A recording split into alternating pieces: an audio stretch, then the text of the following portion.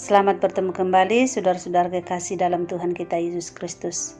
Damai sejahtera dan kasih karunia dari Tuhan kita Yesus Kristus menyertai saudara-saudara semua, dimanapun saudara berada.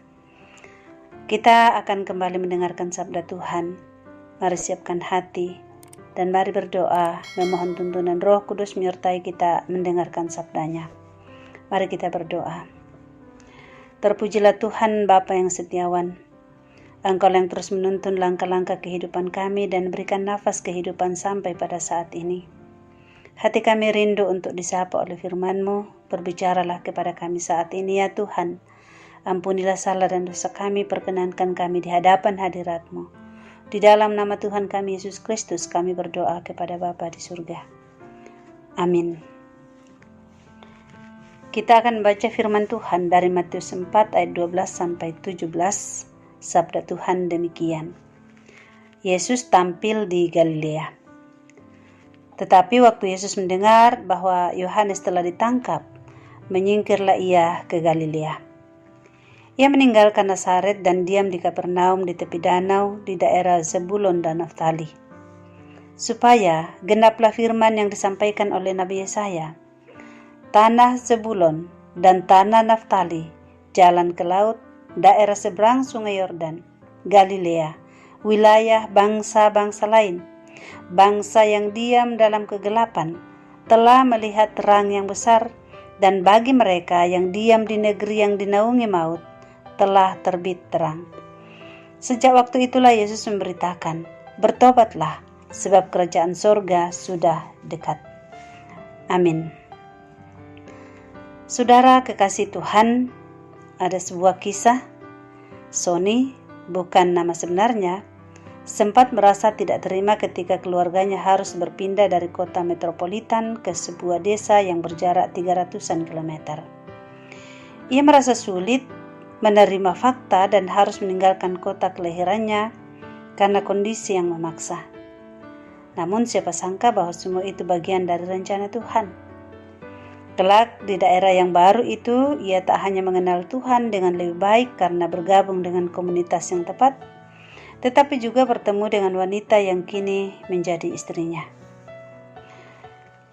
Membaca firman Tuhan hari ini, kita mungkin berpikir bahwa Yesus mengalami hal yang biasa. Cuma pergi dari Nazaret lalu tinggal di tepi danau. Tidak ada yang menarik. Namun catatan selanjutnya membawa kita mengerti bahwa kepergian Yesus dari Nazaret ke daerah Zebulon dan Naftali yang tampak sebagai hal yang biasa pasca ditangkapnya Yohanes Pembaptis ternyata menggenapi nubuat yang pernah diucapkan oleh Yesaya. Alkitab memang tak mencatat bahwa Yesus mendapat perintah langsung dari Bapaknya, tetapi dari peristiwa ini kita mengerti bahwa Tuhan dapat membawa kita menggenapi rencananya lewat berbagai cara, meski tampaknya kebetulan atau tidak mengenakan. Saudara-saudara yang dikasihi dalam Tuhan, apakah kita juga sedang menghadapi dilema atau sukar menerima kenyataan hidup yang berbeda dengan keinginan atau harapan kita? Kita jangan cepat mengambil kesimpulan, tetapi kita harus belajar mengerti bahwa Allah belum selesai bekerja dalam hidup kita. Yakinlah bahwa keberadaan atau situasi atau ketidaknyamanan yang kita alami adalah bagian dari rencana Tuhan yang terbaik bagi kita. Ia terus bekerja dan menuntun langkah-langkah kehidupan kita menurut rencananya. Percayalah bahwa tidak ada yang kebetulan dalam kehidupan orang-orang yang selalu percaya dan pertaruhkan hidup kepadanya. Allah tak pernah kehabisan cara untuk membawa kita menggenapi rencananya. Tuhan dimuliakan. Amin. Kita berdoa. Syukur kepadamu ya Tuhan, yang terus bekerja di dalam kehidupan kami untuk mendatangkan kebaikan bagi kami anak-anak-Mu. Firman-Mu mengajar kami bahwa tidak ada yang kebetulan dalam hidup ini.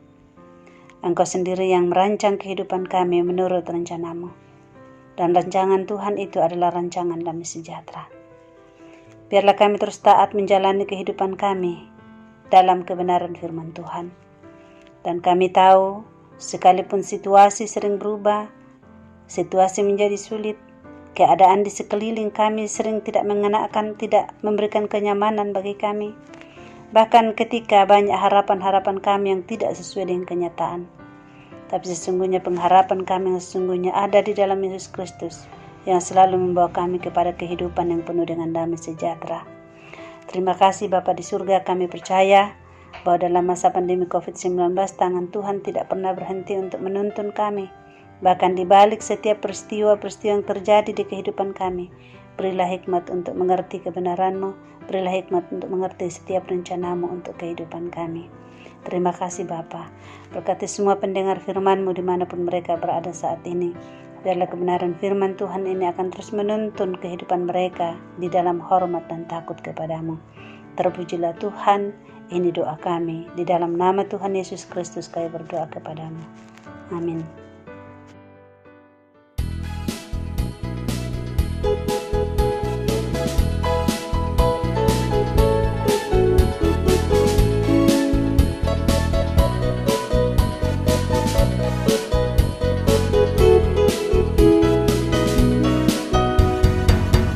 Padamu ku memohon ada pengampunan,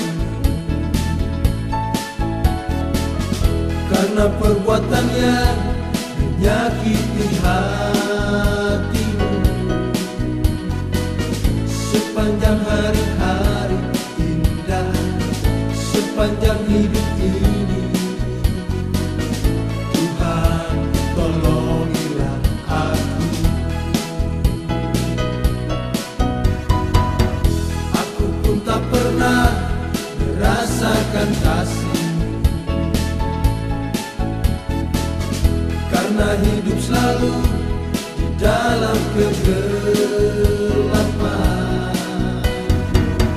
Terangi hati ini Tuhan, terangilah jalanku. Tuhan kasihilah aku. Hanya di dalam kuasa kasih-Mu ada sukacita kekal. Bila aku hidup bersama-Mu Tuhan, pencobaanku kini akan lenyap.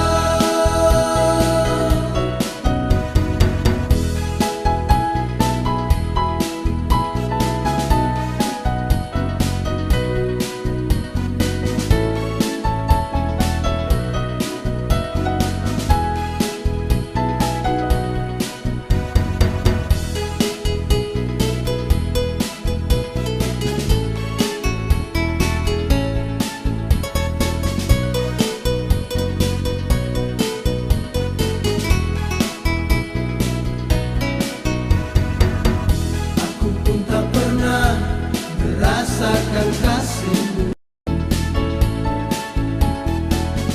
karena hidup selalu di dalam kegelapan. Terangi hati ini Tuhan, terangilah jalan.